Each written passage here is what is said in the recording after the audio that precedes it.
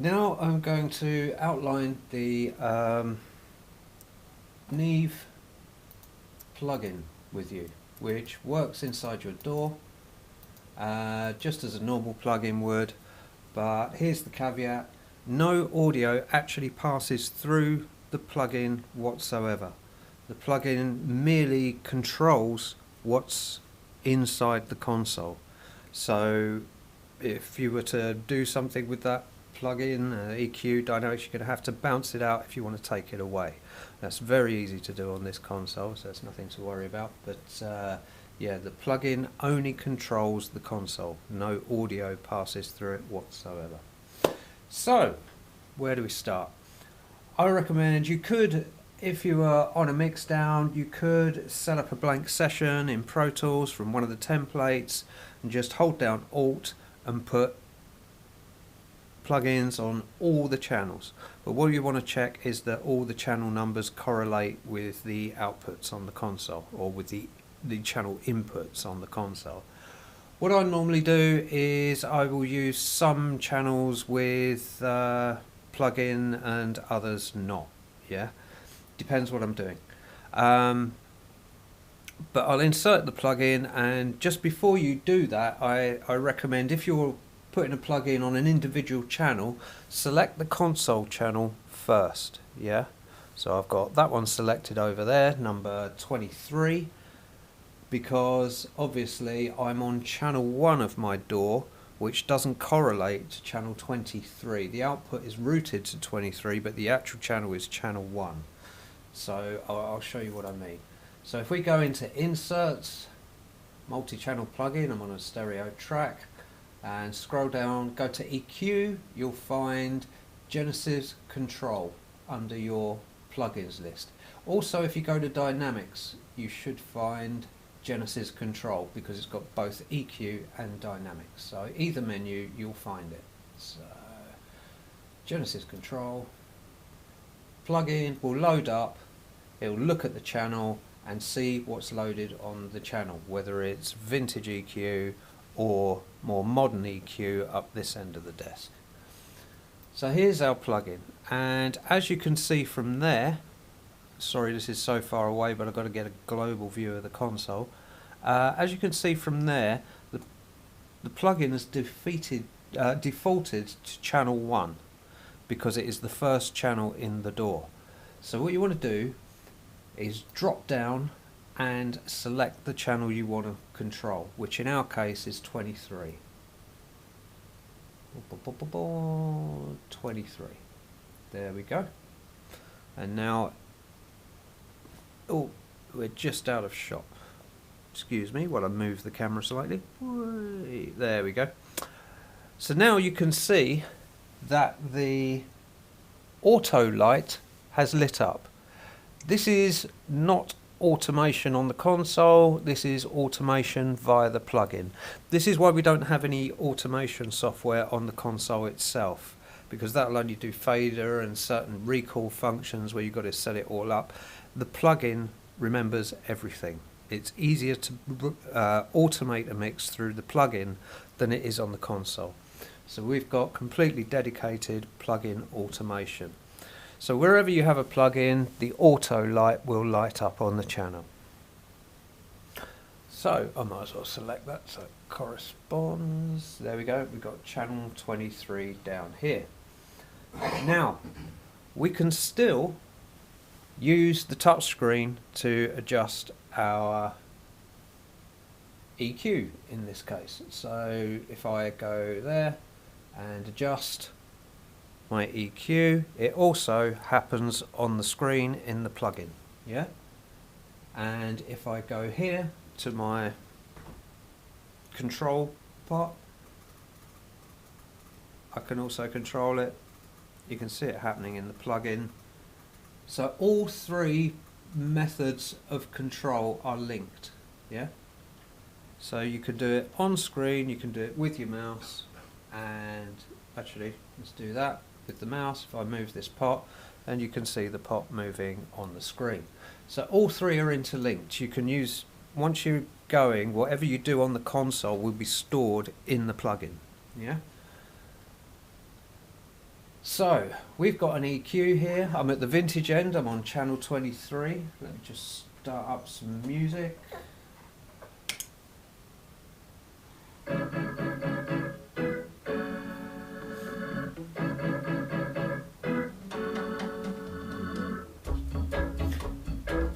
So I've got my EQ here, and if I go to 110k, there it is on the screen, and if I turn it up, I can't hear that change. That's because I don't have the plugin enabled on the channel, or I don't have the EQ enabled on the channel. If we come down to the bottom of the plugin, we've got process in out and we've got insert in out. If I turn my EQ in, now I can hear that EQ.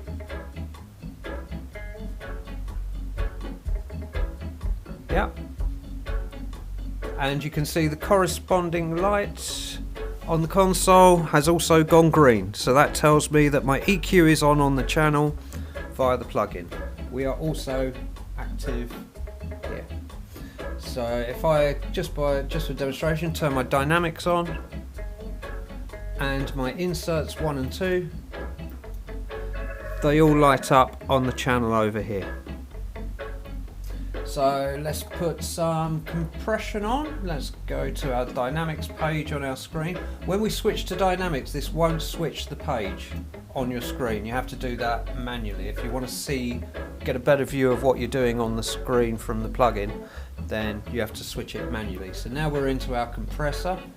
I'm gonna pull up a ratio of around 5:1.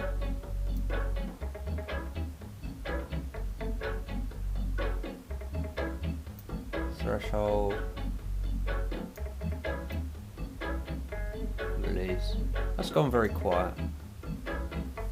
Oh, I've turned my inserts on, there's nothing on in them, so I'll just switch those off again. As I move the fader on the desk, you can see the fader move on the plugin,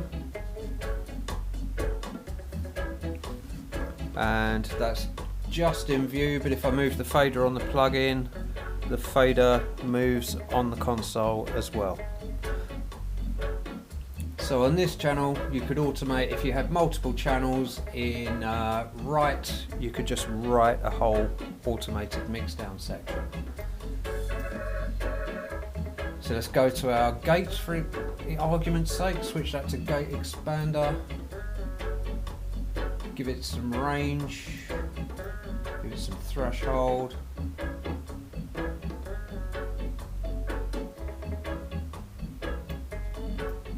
Bit of release. Take that threshold. So now we can see our gate and compressor working in unison on the plugin.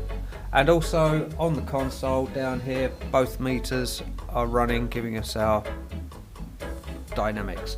Also, you can also see that on the meter bridge over here. That flashing one is your input level, and the bottom one is your dynamics. Not sure if we have gate on there. Sig. No, just get your compression. So the blue red light is your compression ratio on the meter bridge. So let's go back. You have your automation light on here. You disable the plugin from there if you want. But small fader, this is what's on the monitor path. You can also automate your monitor there. I'll turn that on. And this is the automation button. You said we didn't have the automation native. If you're using the plugin, the automation light will come on. Can you see that on that channel? No, it's just out of shot. But yeah, the red light saying automation next to the monitor part comes on red when we activate that. Swap button, swapping faders. If we look at this fader, I'm on the channel now, swap, and now the fader's doing the monitor. And if I turn that up, oh no, that's going to stick on that. Yeah, you can't see the swap in the plugin, but believe me, that's swapped. Here's your auxes. Turn your auxes on the channel. See them come on over there. So if you're doing dub or spitting things into auxiliaries, you can automate that. That will all automate via your DAW in the plugin. So you've got pretty much total control over your channel from here. What else we got? Location, numeric locator numbers, sidechain key input, and EQ input. Expander on the compressor and gate, on the gate, expand on the gate, and everything you see on the desk, yeah? Fast attack, get a fast attack on that, or everything. So it's all within the plugin. Now, if we move up from whatever channel we're on, which is 23, let's go up. Oh, where did you go to one? Come back. Go to 24. Let's go to 25. Oh, it's not going to 25. Hang on. I'm not in DAW mode. Blah blah blah. 24. Select. Ah, it's on that. Let's go EQ. Right. Sorry, I had the routing window open on that, and you can't select when something's selected on the routing, so you just have to switch it back to EQ, and then your selection on the channels will return.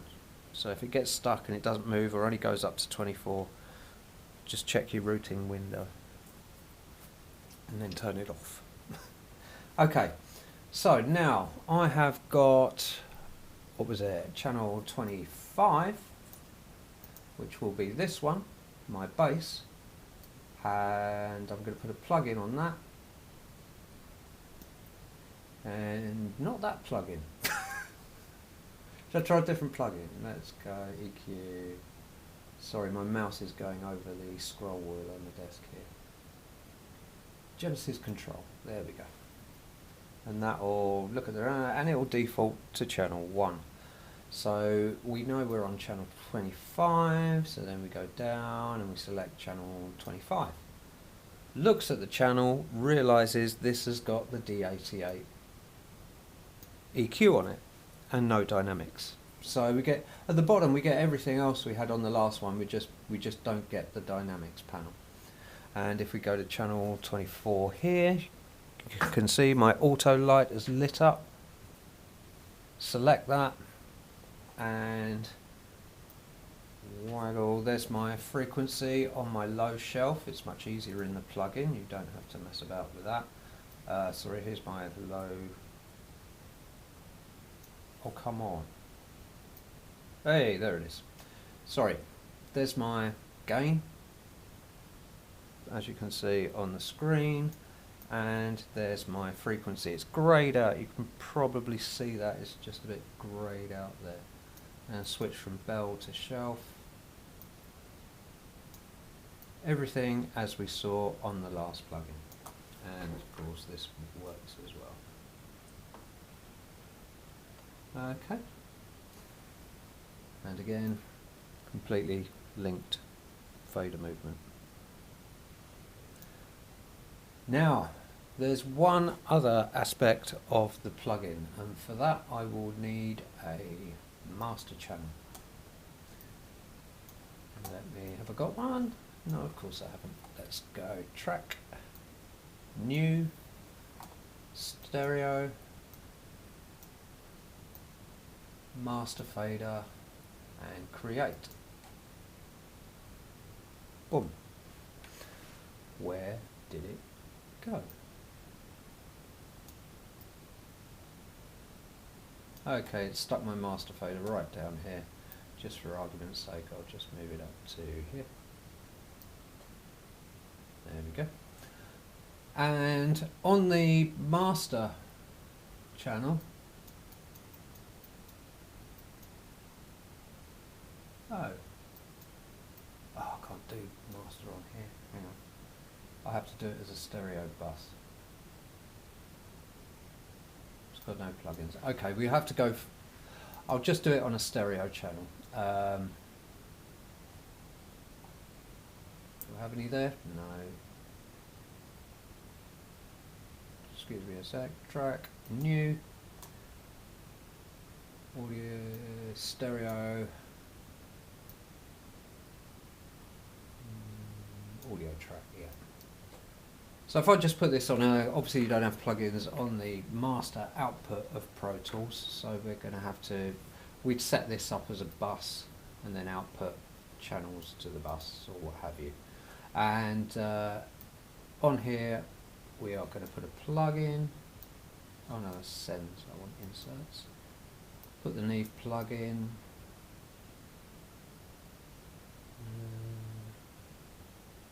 Oh no, we have got plugins on there. Sorry, ignore me. We could cut this, but I won't bother. Just watch me get messed up. Okay, so here's our master output. Now that's come up as a basic stereo channel, yeah, but we're on the master output of our DAW. So if we go to channel 1, and because it's on stereo, you get the option to switch it to master. Ooh. That just turn my fader. Yeah, it will default to max on the master, and you don't want that. But anyway, here is our master section. So you can see we have our gains. I don't know if you can see that one. Let's do one you can see. One of the reverb returns. And don't know if you can see that over there. I'm controlling the reverb return on the console. There, yeah. Auxes on, off. There we go. The blue aux panel over here. On, off, off, off, on. Got control over those. Insert, master, stereo insert, or master bus stereo insert, and master IMR. That's how you can mix image on that. So for parallel compression, yeah. Okay, so yep, can activate the auxes on our 8-track, and these are all our 8 tracks faders down here, which we can just see at the edge of the picture there. These are our 8-track faders. So yeah, this all acts as our master console system. Cuts and everything. All you don't get on here is solo, obviously. You don't get solo on the actual channel as well. But yeah, everything can be controlled via the plugin, or everything you'd wish to automate, including plugins. We will get into that in another time. Let's just see what we've got. Let's just pick a random plugin. EQ,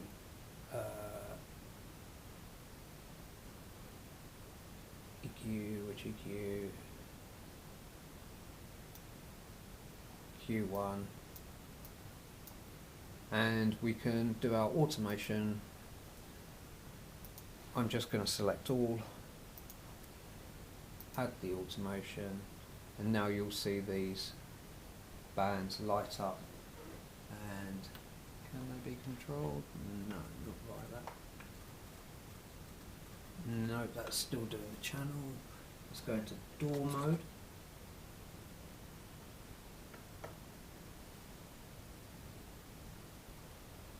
No. Gonna have to look into this one. Should we edit this one early before I start doing this? Yeah. Yeah, let's do that. Yeah.